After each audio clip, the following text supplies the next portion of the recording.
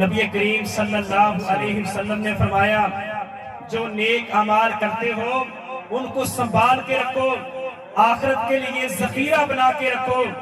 بڑے بڑے ایسے لوگ قیامت والے دن آئیں گے۔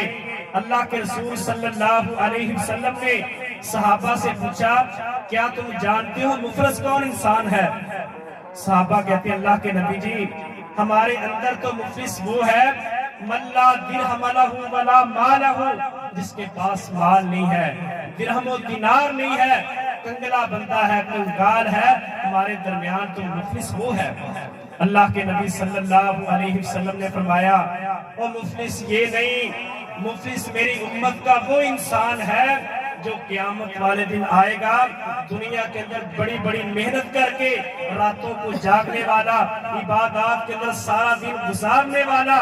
بڑے بڑے روزے رکھے ہوں گے، حج کیے ہوں گے،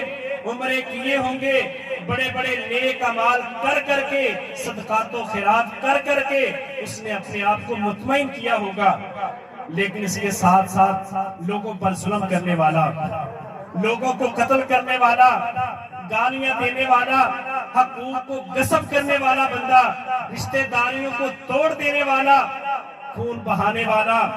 قیامت والے دن اللہ کے دربار کے اندر آئے گا۔ ابھی اس کا فیصلہ ہو رہا ہوگا، لوگ آ جائیں گے جن پر اس نے ظلم کیا ہوگا، قتل کیا ہوگا، خون بہایا ہوگا، کہے گا اللہ اس بندے نے تو دنیا کے اندر مجھے ناجائز قتل کیا تھا،